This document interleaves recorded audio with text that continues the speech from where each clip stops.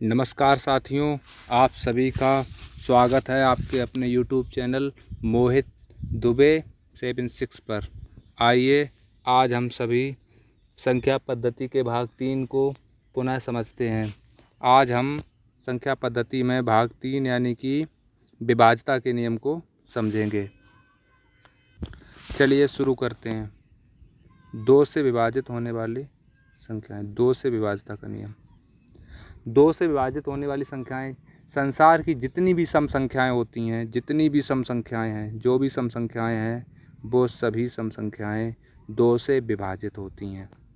एक बात याद रखना, संसार की जितनी भी सम संख्याएं हैं वो सभी की सभी 2 से विभाजित होती हैं। और आपको पता है कि सम संख्याएं कौन सी होती हैं, जैसे 0, 2, 4, 6 और 8 डेडेडेडेस अनंत तक, अर्थात आप लोग समझ रहे होंगे। एक बात और यहीं पे बता रहे हैं आपको कि सम संख्याओं के बीच सदैव 2 का अंतर होता है और सम संख्याओं का गुणनफल, सम संख्याओं का आपस में गुणनफल भी सदैव सम संख्या ही होता है और सम संख्याओं का योगफल भी आपस में सदैव सम संख्या ही होता है। ठीक है, अब हम अगले यानी कि अब हम 3 के विभाज्यता के नियम को देखते हैं। अब हम 3 के विभाज्यता के नियम को देखते हैं। 3 से विभाजित होने वाली संख्याएं कौन कौन सी होती हैं।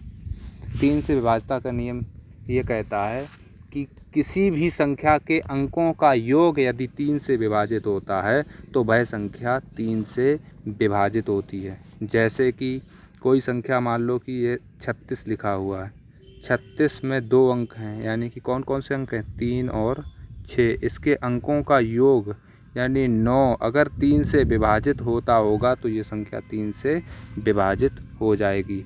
और यदि इसके अंकों का योग 3 से विभाजित नहीं होगा तो ये संख्या 3 से विभाजित नहीं होगी। जैसे कि कोई संख्या लिखी हुई है 41 लिखी हुई है, तो 41 के अंकों का योग अगर आप जोड़ेंगे तो कितना हो जाएगा, 4 और 1 5 बराबर 4 और 1 5 हो जाएगा। क्या 5 3 से विभाजित है?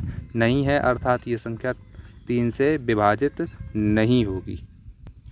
जो नियम 3 का होता है वही नियम 9 का भी होता है, सेम नियम होता है। अर्थात जैसे 3 से वही संख्या विभाजित होती है जिसके अंकों का योग 3 से विभाजित हो, वैसे ही 9 से भी विभाजित वही संख्या होती है जिसके अंकों का योग 9 से विभाजित हो। जैसे कि हमने अगर यहाँ पे 81 को लिख दिया तो 81 के अंकों का योग, अंक क्या है, 8 और 1, यही तो है। तो अगर 8 और 1 को जोड़ेंगे तो कितना हो जाएगा, 9, और 9 से विभाजित है, अर्थात 3 का और 9 का नियम सेम होता है।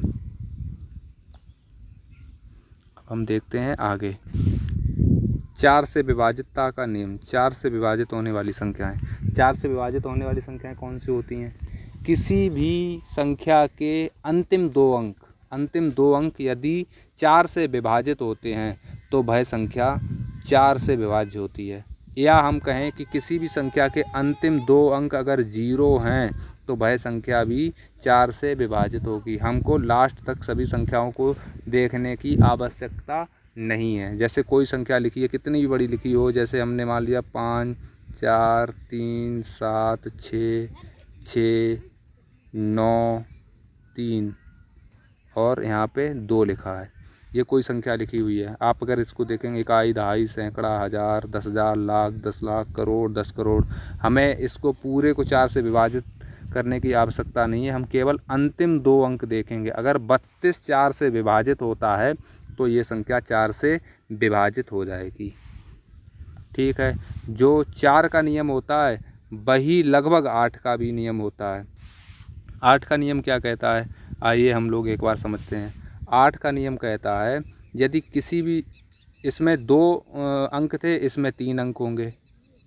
ठीक है, इसमें अंतिम 2 अंक थे, इसमें भी अंतिम 3 अंक होंगे। अंतिम 3 अंक, अगर कोई भी संख्या के अंतिम 3 अंक यदि 8 से विभाजित होते हैं तो वह संख्या आपकी 8 से विभाजित मानी जाती है। चाहे कोई सी संख्या लिखी हो, हमें उससे मतलब नहीं है, हम सिर्फ अंतिम 3 अंकों को देखेंगे। अगर वो 8 से विभाजित है तो वह संख्या 8 से विभाजित होगी। जैसे कोई संख्या लिखी है 6 7 0 6 4। तो ये अंतिम 3 अंक हम देखेंगे। क्या ये लिखा हुआ है कि 67,064 8 से विभाजित है? हम यहाँ पे देखेंगे लास्ट के 3 अंक। अगर ये लास्ट के 3 अंक 8 से विभाजित हैं तो ये संख्या भी 8 से विभाजित हो जाएगी। चलिए हम लोग नेक्स्ट की तरफ चलते हैं। 5 से विभाज्यता का नियम। 5 से विभाज्यता का नियम क्या होता है? कोई भी संख्या जिसका इकाई का अंक 0 या 5 हो तो ऐसी सारी संख्याएं 5 से विभाजित होती हैं।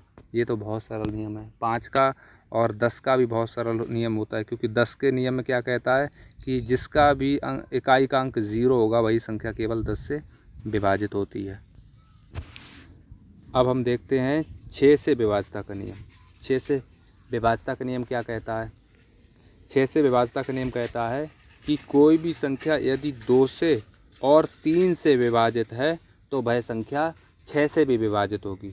अर्थात हम ये कह सकते हैं कि हमको पता होगा कि 2 से विभाज्यता का नियम क्या है और 3 से विभाज्यता का नियम क्या है। 2 से विभाज्यता का नियम क्या है? जितनी भी सम संख्याएं वो सारी की सारी 2 से विभाजित होती हैं। और 3 से विभाज्यता का नियम क्या है कि ऐसी संख्याएं जिनके अंकों का योग यदि 3 से विभाजित होता है तो वह संख्याएं 6 से विभाजित होती हैं। आइए फिर भी हम इनको उदाहरण के माध्यम से समझ लेते हैं। जैसे अगर कहीं पे लिखा हुआ है 36 लिखा है, क्या 36 6 से विभाजित है? हम इसको छोटी संख्या को हम इसलिए समझ रहे हैं क्योंकि अगर हमको कॉन्सेप्ट पता है तो हम कोई भी कितना भी बड़ा सवाल होगा हम आराम से कर लेंगे।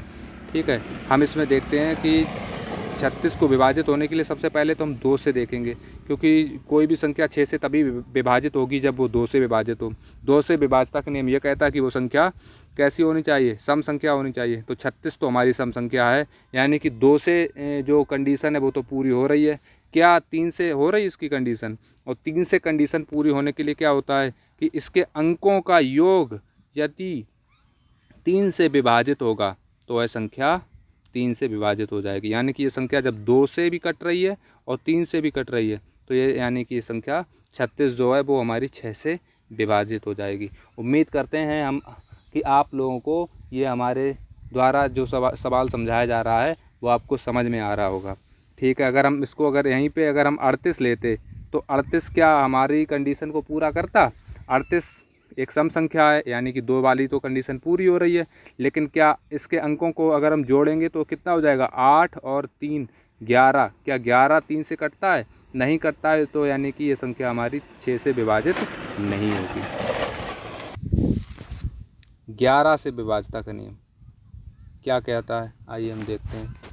कोई भी संख्या जिसके अंकों को अगर एकांतर क्रम में जोड़ा जाए और उनके अंकों का अंतर ज्ञात, मतलब अंतर अगर या तो 0 हो जाए और या ऐसा अंक आ जाए या ऐसा नंबर आ जाए जो हमारा 11 से विभाजित हो, तो वह संख्याएं 11 से विभाजित होती हैं। हमको पता है कि आपको ये बात समझ में बिल्कुल नहीं आई होगी, क्योंकि हमको 11 से विभाज्यता का नियम अगर हम उदाहरण से समझेंगे तो हमें आसानी से समझ में आ जाएगा। जैसे यहाँ पे कोई संख्या लिखी हुई है 1 2 3 4 5। ठीक है, तो हम इसको ऐसे हल कर सकते हैं कि एकांतर क्रम का मतलब क्या है कि 5 और 3 8, 8 और 1 9। इनके अंकों का योग कितना हो गया? 9। इनके अंकों का योग कितना हो गया? 9 हो गया।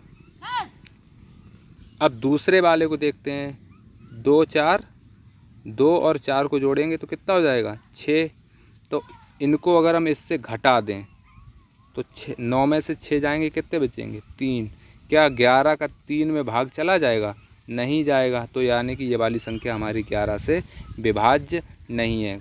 कोई बात नहीं, हम एक और उदाहरण देख के समझते हैं। जैसे अगर कोई संख्या जैसे यहाँ पे दी हुई है 13 3 और 1। 11 से विभाज्यता का नियम यह है कि इनको और इनको जोड़ा जाए, इनको और इनको जोड़ा जाए। एकांतर का मतलब है एक का अंतर, एक के अंतर करके जोड़ा जाए और जोड़ने के बाद इनके अंतर किए जाएं आपस में। तो या तो हमें 0 मिल जाए और या ऐसा नंबर मिल जाए जो 11 से विभाज्य हो। 11 से विभाज्य का आपको पता होगा कि कौन कौन से नंबर विभाज्य होते हैं, जैसे 11 है, 22 है, 33 है, 44 है, 55 है। ऐसा अगर अंतर कोई भी मिल जाता है तो ऐसी संख्या हमारी 11 से विभाज्य होती है। तो हमने इनको ऐड किया तो कितना हो जाएगा? 4। इसको ऐड करेंगे तो कितना हो जाएगा? 4। तो 4 माइनस 4 करेंगे तो कितना बचेगा 0, अर्थात ये वाली संख्या हमारी 11 से विभाज्य होगी। चलिए हम एक और उदाहरण के साथ में देखते हैं। जैसे 121, हमें पता है 11 का स्क्वायर होता है, लेकिन फिर भी यहाँ पे इसका अंतर कितना हो जाएगा, मतलब इसका योग कितना हो जाएगा 2, और यहाँ पे कोई संख्या नहीं तो हम यहाँ पे 0 मान सकते हैं, क्योंकि हम बाईं तरफ कितने भी 0 बढ़ा दें उससे कोई मतलब नहीं होता है, लेकिन अगर हम दाईं तरफ बढ़ाएंगे तो उससे फ़र्क पड़ता है। ठीक है, तो अगर हम यहाँ पे देखेंगे कितने का अंतर हो जाएगा 2, इसको ऐड करेंगे तो 2 ही तो आएगा, यानी 2 माइनस 2 बराबर 0। तो अर्थात जब अंतर 0 आए या अंतर 11 22 आए तो ऐसी संख्याएं सभी की सभी 11 से विभाजित होती हैं।